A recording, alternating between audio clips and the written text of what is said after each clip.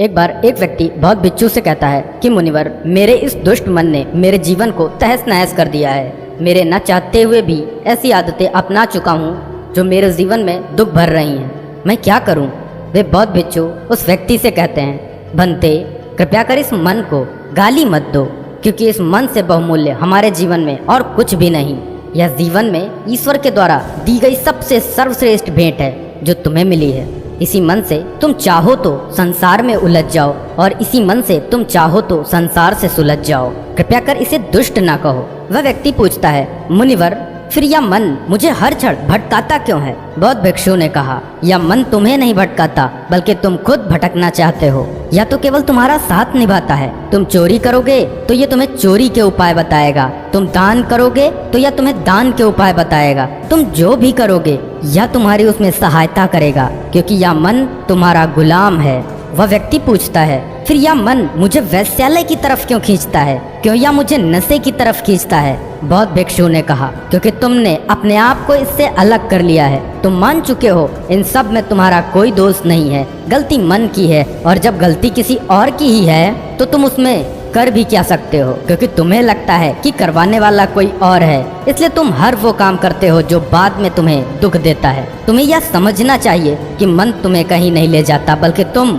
खुद इसे हर जगह ले जाते हो। यह मन तुम्हारी परछाई के जैसा है। तुम जहाँ जाते हो यह तुम्हारे साथ जाता है। क्या किसी की परछाई उसे कहीं ले जा सकती है? नहीं ना।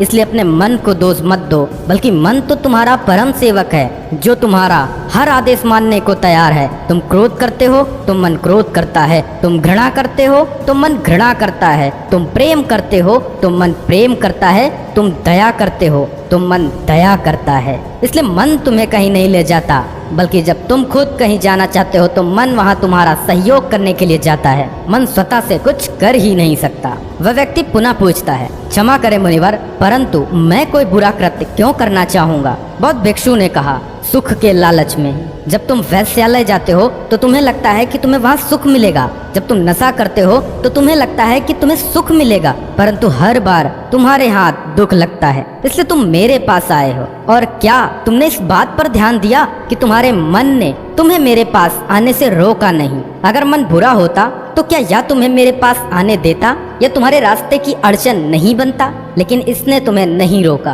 क्योंकि यह वही करता है जो तुम इससे करवाना चाहते हो। अब कुछ चीजें तुम जानबूझकर करवाते हो और कुछ चीजें अनजाने में हो जाती हैं। भंते, अगर तुम इस मन को अपशब्द कहने की बजाय इसे समझने का प्रयास करो, और जब तुम इस मन को समझ जाओगे तो तुम चाह कर भी इसे गाली न दे सकोगे। वह व्यक्ति पूछता है, तो अब मुझे क्या करना चाहिए? मैं कैसे इन बुरी आदतों को छोड़ूं जो मेरे जीवन में प्रवेश कर चुकी हैं? क्योंकि मुनिवर, मैंने हर प्रयास कर लिया है। मैं कस्में तक खा चुका हूँ, परंतु ये आदतें नहीं छूट रही हैं। बौद्ध भिक्षु ने कहा, अगर बहुत प्रयास के बाद भी बुरी आदतें नहीं छूट रही हैं तो उन्हें छोड़ने का प्रयास छोड़ दो और एक नई आदत बनाओ, और वो आदत है ध्यान की आदत। एक बार इस आदत को अपनाने के बाद चाहे कोई आदत छूटे या ना छूटे, परंतु तुम इसे मत छोड़ना, क्योंकि यही एक ऐसी आदत है जो तुम्हें इस काबिल बना सकती है कि तुम अपने मन को समझ सको, इन बुरी आदतों के कारण और निवारण को समझ सको। तो यह चिंता छोड़ दो